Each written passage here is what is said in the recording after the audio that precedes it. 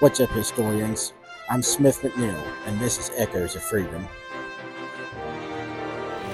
Together, we'll travel to America's most iconic places, uncover hidden stories, and bring the past to life. From the voices of everyday heroes to the legends we thought we knew, we'll listen to the echoes of freedom that shaped our nation. So get ready to explore, learn, and celebrate American history, one story at a time.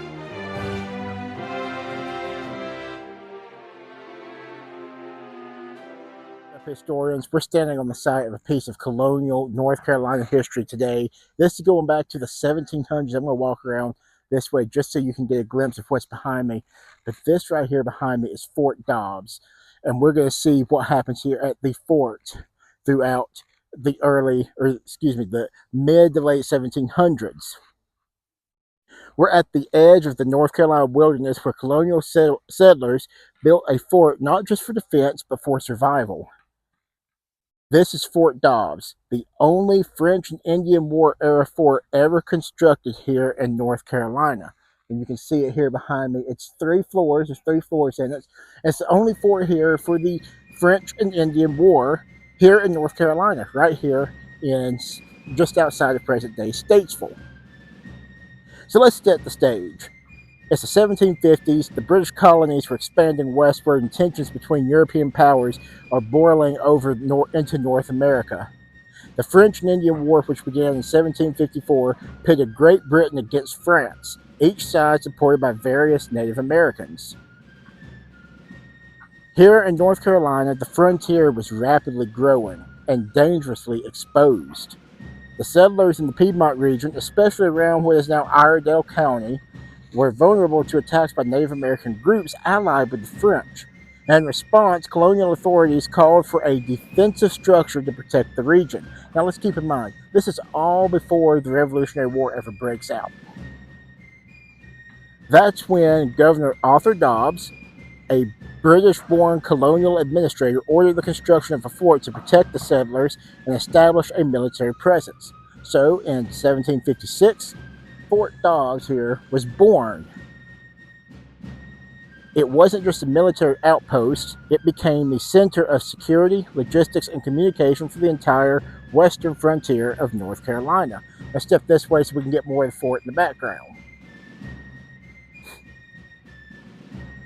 According to historic records, the fort was constructed under supervision of Captain Hugh Waddell, a young and capable officer. Its design was unique. It's a 3-story blockhouse style fort, and you can kind of see how it's built up. So it's a blockhouse style fort with overhanging upper floors, musket ports, and a central watchtower. And you can see the central watchtower there at the top, near the top. You can see all the musket ports, the cannon ports all throughout. All these little holes are places that you can stick muskets through. And I'll try to get some close-up video and footage that I can throw over top of this. Wow, we are getting way janky there. So let's just do this. Let me just turn this off real quick. The fort's full description was written by Governor Dobbs, who said it was a square log building with 3 floors, the second floor projecting over the lower one with loopholes for musketry, a parapet for a cannon, and a parapet for a cannon. And you can see that all throughout the sides. I'm going to get some close-up footage I'll throw up here on the screen for you all to see. This made it an effective defense structure that could withstand surprise attacks from any direction. This stuff goes all the way around the fort, so that way it could be defended from any side that it could be attacked from. Fort Dobbs could house 50 to 60 provincial soldiers, store weapons and supplies, and offer sanctuary for settlers during times of danger. And when that danger came in 1760, the Anglo-Cherokee War erupted. After years of uneasy alliance, hostilities broke out between the British colonists and the Cherokee, who were once British allies during the French and Indian War, but had since grown increasingly frustrated by broken promises, land encroachments, and violence. On the night of February 27, 1760, the fort came under attack by a Cherokee war party. Captain Waddell and his men were able to fight off the attackers during a fierce nighttime engagement.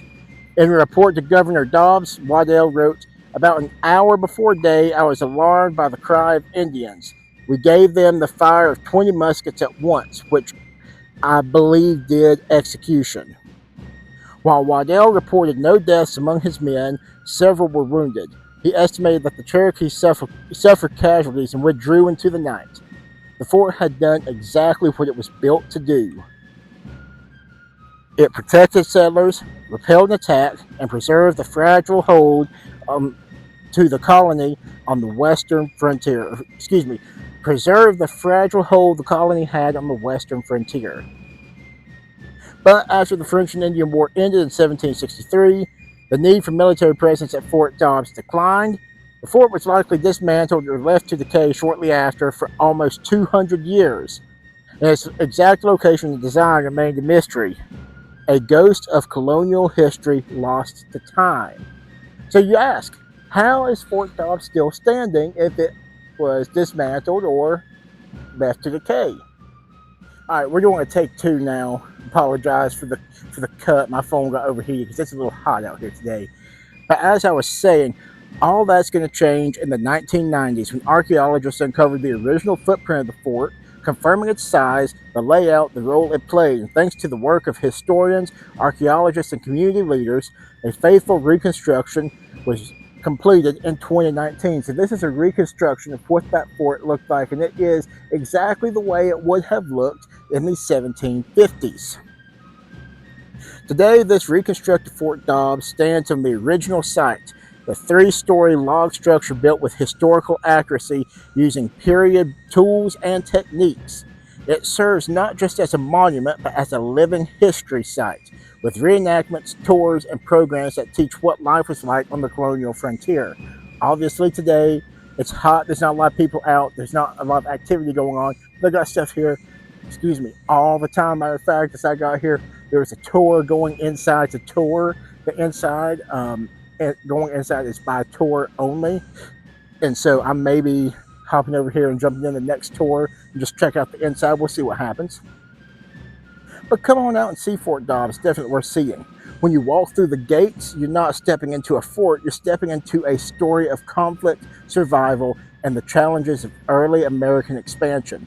You can stand where the soldiers stood, look through the musket slips carved in the log walls, and imagine the uncertainty of defending the edge of a young colony. So whether you're marching through musket smoke or just exploring old ground, always remember, always remember, history is where ordinary people do extraordinary things. Keep your powder dry, and I will see you in the next adventure. Come out, check out Fort Dobbs. It's definitely worth checking out right here in Colonial, North Carolina. All right, historians, we're still here at Fort Dobbs. I'm here with Scott, and he's going to tell us a little bit about the fort. Yeah. Well, my name is Scott Douglas. I'm the site manager, and we're about to take a tour of the reconstruction of Fort Dobbs, which is behind us here. Yep. The original Fort Dobbs was built here in 1756 during the French and Indian War. There was a garrison of 50 soldiers, full-time North Carolina provincial troops, who were sent here by Governor Dobbs with the task of trying to guard the entire western frontier. 50 men's not really enough to do that, but they did have enough money to build one fort, and the blockhouse that they ended up constructing served as their living space, a base of operations, a supply depot, from which they could hopefully help go out and protect the larger region. That's awesome. I'm looking forward to getting inside and seeing what's in there, and we should be back more with some stuff inside for you. Okay, we'll see you in there. All right, well, I can walk backwards and talk if you want. So, so the French and Indian War, if you're recording, sorry. Yes. So the French and Indian War begins in 1754 when British colonies here on the East Coast are expanding. Waves of immigrants are coming here. They need more land, so the British are growing to the west. The problem is that the French say that huge parts of North America belong to their country.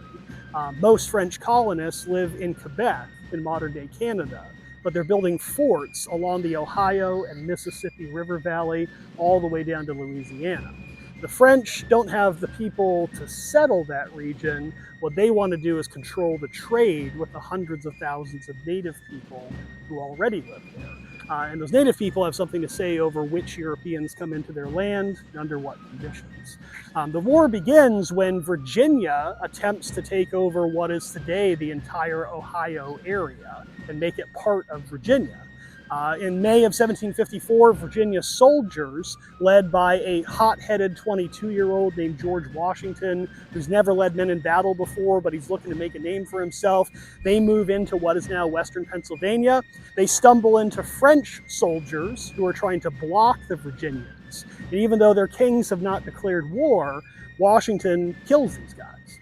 And by doing that, he triggers a 9-year-long conflict. The French and Indian War lasts all that time in North America, but during that same period, it kicks off a war with Britain and France and all of their European partners. There's fighting in Europe as far east as Russia. We see battles in West Africa, in India, the Caribbean islands, and even the Philippines by the time this decade of fighting is over. And the war affects us here because the region of North Carolina where I-77 runs now, between the Catawba and Yadkin River Valley, is the western edge of settlement. So there are colonists here. All of them have recently moved from up north, actually, not from the coast. In Pennsylvania, there's lots of immigrants coming in. Land is getting expensive, and people are moving down the Great Wagon Road from the Philadelphia area all the way down here to the Carolinas because land is cheap. So hundreds of families have made the journey by this point to North Carolina. But they're pretty spread out. There's no real towns to speak of. And these individual families are in danger of being attacked by allies of the French. The Cherokee people living in the mountains of North Carolina and the Catawba living near modern-day Charlotte, these closer native nations are British friends. They are fighting the French, and they're fighting French allies like the Shawnee. The Shawnee are the reason Fort Dobbs is here.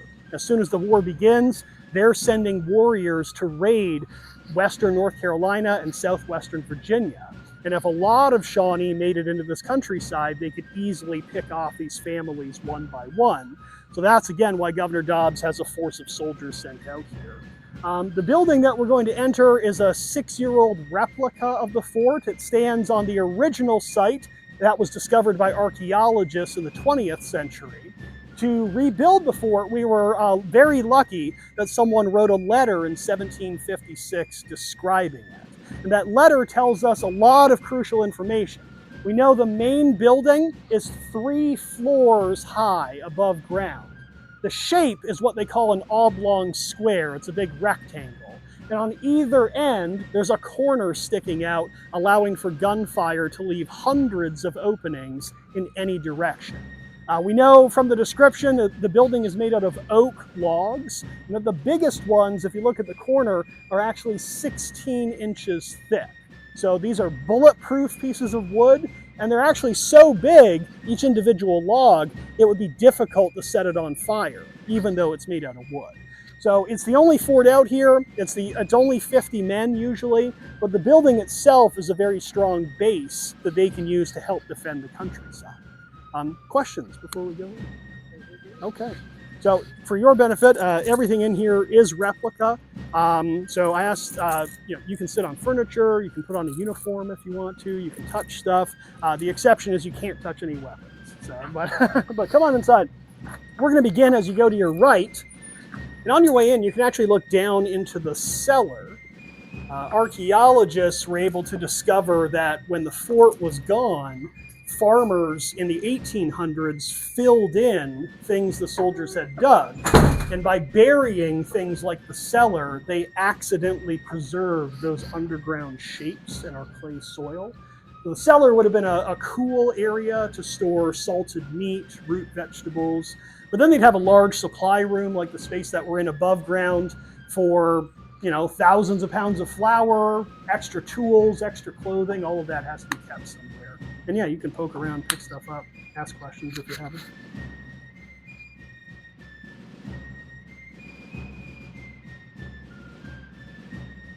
We know that some of the supplies here, military goods, things like uniforms and weapons and gunpowder, all of that would be reaching Fort Dobbs ultimately from 4,000 miles away from England itself. there are no British soldiers in North Carolina, and there's no warehouse full of guns when the war starts. So the king sends over a gift of weaponry for these colonial troops to arm themselves with. The men here at Fort Dobbs are not militia, they're not civilians who are doing required military service for a local emergency. Instead, they're called provincials. They're full-time troops who serve the province of North Carolina. I'm not wearing a uniform today. The men who built Fort Dobbs wore their regular clothing. They joined the army in. Eventually, they do end up with blue coats turned up in red just to kind of distinguish them as colonial troops. Other supplies in here might be coming from our more built-up eastern part of the colony. Stuff is coming out here on wagons. And the people that the fort is here to defend are mostly farmers. Where the city of Statesville is now, there's a loose collection of maybe 40 families when the fort is built. They're mostly farmers. They're selling cows and corn and peaches to these guys. Where Wilkesboro is, Mulberry Fields, there's a literal handful of families who live up there. This side of the Catawba River is kind of where settlement starts to thicken up a little bit. Questions in here? I don't think of any. Okay, come on through. So we talked about how either end of the building has a corner sticking out of it. So you can see how this would allow you to fire in all directions out of these loopholes, these small windows.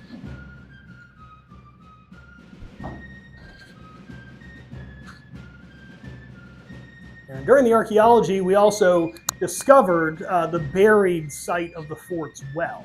Now, one of the reasons they put the fort on this hilltop is we're at the fork of two creeks.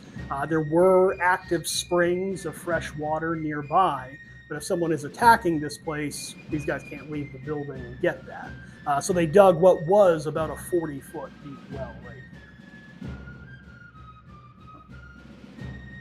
Don't drop your camera.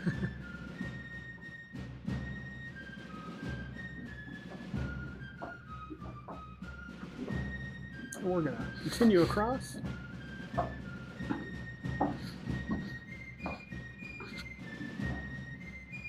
Through the entire building, you probably would have encountered 4 rooms being used as barracks.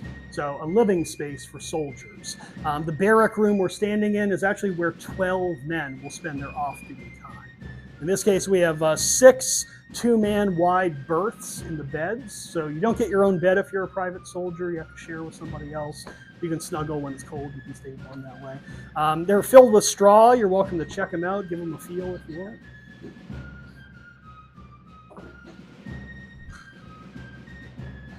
And every big room has a fireplace, which not only helps for heating, it also provides cooking space.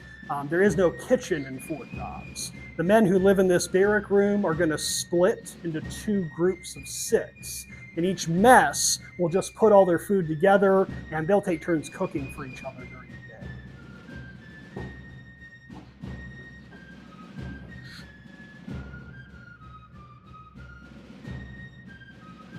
Quick word about weapons since we're in here. Again, when the war starts, there are no weapons in North Carolina. The king sends a gift of 1,000 sets of weaponry or stand of arms over here. Each man receives a musket, the firelock itself. He would have a bayonet, turning that into a big spear, a sword as a backup weapon, and also a cartridge box on his belt, carry several prepared rounds of ammunition. Questions in here? Okay. Well, let's go upstairs.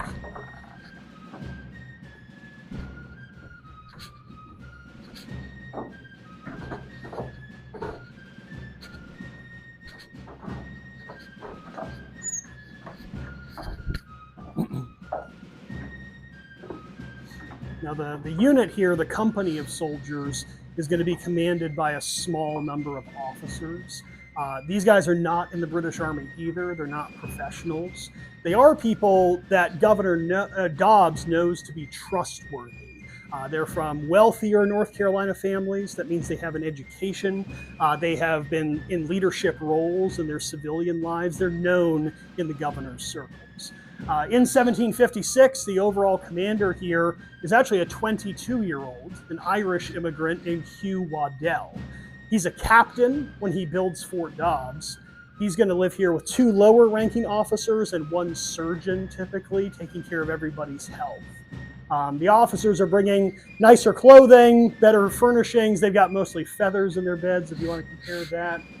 They're probably paying private soldiers to act as their servants. So they have people cooking for them, blacking their shoes, all that dirty sort of work.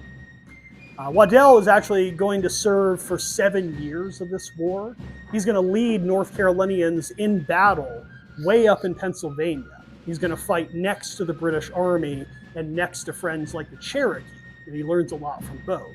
By the end of the war, he's actually the colonel commanding every North Carolinian, but he often makes his headquarters out here on the frontier.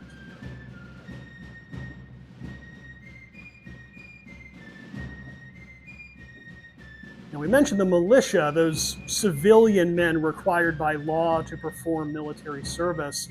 They're crucial for defending this countryside because there are only 50 provincial soldiers. They can't be everywhere. So men like Captain Waddell are working with militia officers to have them draft small numbers of men at a time, maybe for several weeks, and they can send out patrols across the bigger countryside, kind of looking for the enemy, and they can communicate with the officers here. We also know of several occasions during the war where allies like the Cherokee passed through this region to go north, kill the French, or meet with other colonial officials, or on their way home to the North Carolina mountains, they might stop here too. In July of 1757, there are 200 Cherokee who spend several days here at Fort Dobbs. They're escorted here by soldiers under George Washington's command from Virginia. Waddell, after entertaining them, is going to send some of his soldiers to escort them west to their mountain homes. Questions in here? Okay, excellent. I did research some about the watchtower. Is that the stone structure on top? Well, that's actually our chimney. We have a central chimney here. We don't have a description of a watchtower at Fort Dobbs. There are some big blockhouse forts that we have drawings of that sometimes show a watchtower. We don't think they had one here. We don't have any evidence of it. It's just a big old chimney that's in the middle of it, yeah. I mentioned the Cherokee being allies. During the war, that relationship starts to fall apart.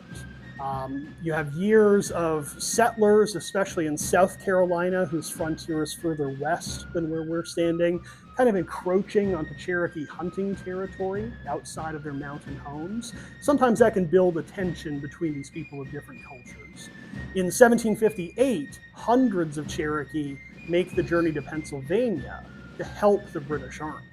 But as those warriors pass back and forth on the frontier, a lot of those groups don't have escorts. They don't have soldiers with them. They don't have English interpreters. And they're encountering people that, in some cases, mistake them for enemy Indians, people like the Shawnee.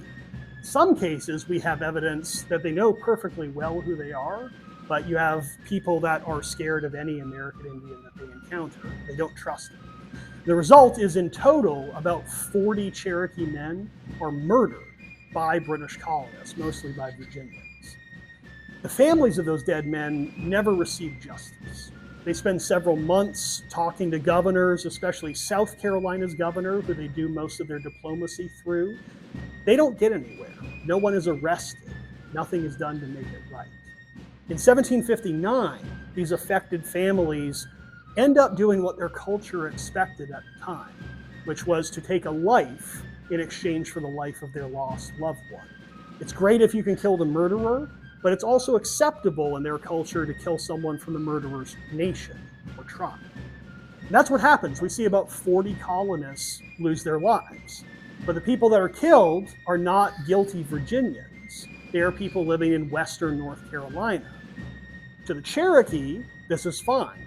They're all British, they all look alike, they're all members of the same nation, we can be friends again. But the British are upset because these are also innocent people that are dead. They want retribution.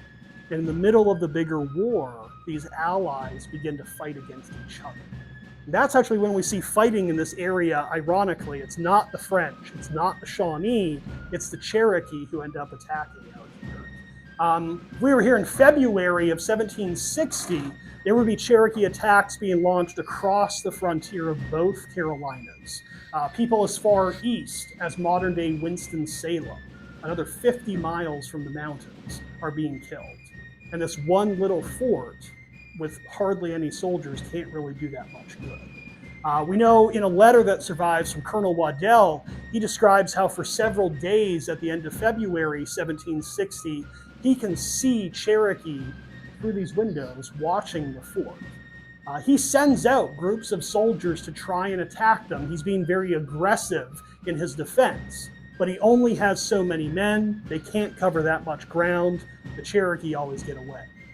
On the evening of February 27th, at 9 o'clock at night, the dogs of the soldiers and several families who have made it here for shelter, their dogs begin barking. And Waddell suspects that the Cherokee are getting too close.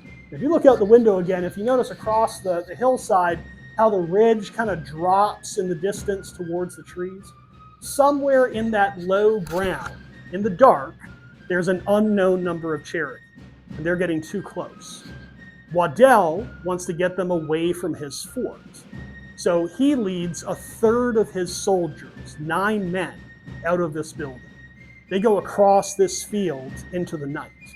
They get about 300 yards away from us when they are suddenly fired on by 60 to 70 warriors. Now, I know what happens only because Waddell lives. He writes a letter a couple days later. He says, "My men behaved very well. They held their fire till I gave the word, which I did when the enemy were not 12 steps distant, for they were charging to tomahawk us."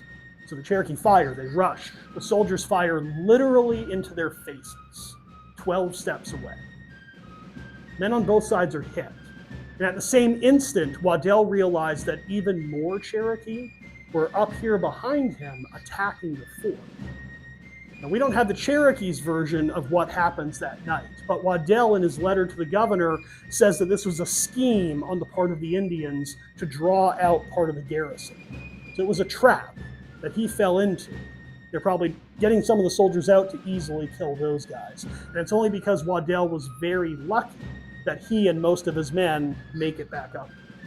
For a short time, there's going to be shooting all around. Up here on the second floor, each of the corners of the building has several small cannons, these swivel pieces.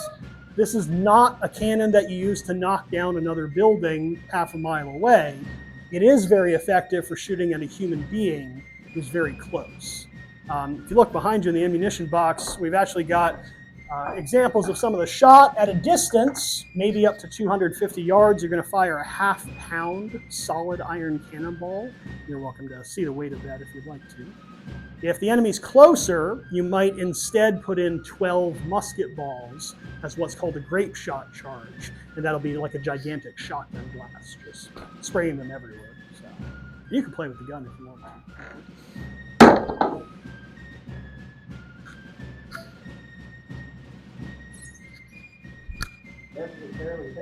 Oh yeah, it's around 90 pounds, that one, yeah. You don't want to pick it up and run around with it. But the battle, it's really quick. We know by the time the colonists are all inside, there's nothing else the Cherokee can really accomplish. They have muskets, but they don't have cannons. They can't destroy this place, so they leave. But they stay in the area for weeks. They keep attacking farms. We know some of these same soldiers are actually ambushed a mile from here just 2 weeks later. It remains a very dangerous area. But that night, February 27th, Waddell tells us in his letter that from what he saw, his men had hit as many as 12 Cherokee. And he says the next day, he walks the battlefield, he finds a great deal of blood, but he only finds one dead Cherokee. Some of the fort's horses have been taken, and he thinks the other Cherokee, before they leave, have found the bodies of their uncles, and their sons, and their brothers. They've used the horses to carry them away. Anyone that can. We know the fort has 2 men wounded. One of those soldiers actually dies several days later. And we don't know how many civilians are here or exactly why it happens, but there is a boy who is killed a short distance from the building. They can't recover his body till the next day. So that's the one direct battle that happened. A couple months go by, and by the summer of 1760, the war changes. The Cherokee are on the defensive because professional British Army soldiers are sent from up north, where the French are losing, to come down here to the south. And that summer and the next summer in 1761, we see multiple armies invade the Smoky Mountains from different directions. Thousands of men altogether from South Carolina, North Carolina, Virginia, the British Army, and allied nations like the Catawba, and even a handful of Mohawk from New York. They invade, and they burn half the Cherokees' towns. The homes of 5,000 people, organized in 23 villages, are incinerated. Soldiers use swords to cut down thousands of acres of corn that those people were going to eat. By the end of 1761, the Cherokee cannot keep fighting. They kind of have to agree to whatever the Carolinas want. Even though neither side had really planned to fight against each other, it is the Carolinas that really benefit. All of the Cherokees' hunting land east of the mountains is effectively given up. And that means the frontier that Fort Dobbs was protecting pretty much moved 70, 80 miles west of us overnight, all the way to the foot of the Blue Ridge. That means you don't need this fort anymore. About a year later, the global war is over, and North Carolina's government closes Fort Dobbs. Nobody lives here. They take all the supplies out, send them away, and this big wooden structure is just left here to rot. We know very soon thereafter it's described as being a ruin, so it falls apart very quickly. Local people start to gradually rip usable materials out of it to recycle, anything from logs to hinges to planks. We think by the early 1800s, there is nothing here. It's an empty field. It's going to stay an empty field for about 2 centuries until we built this on the same spot. So that's kind of the story. What other questions can I help you with? I think that's everything. Okay, great. Well, thank you for coming today. Really appreciate it. Thank you for the tour. It's been amazing. My pleasure. All right, historians, I meant to do this while I was on site, and I had some things I had to do, so I had to rush out and didn't get to do it. But I want to give a huge shout out to the Fort Dobbs Historical Society and the great people that work there, especially Scott Douglas and his team for allowing us to film there today. Major shout out to Scott Douglas for taking us on the tour through Fort Dobbs and explaining the bits and pieces that you saw within this video. Hope you all enjoyed it. Hope you all enjoy hearing the echoes of freedom from Fort Dobbs right here in Colonial, North Carolina, and we will see you on the next adventure.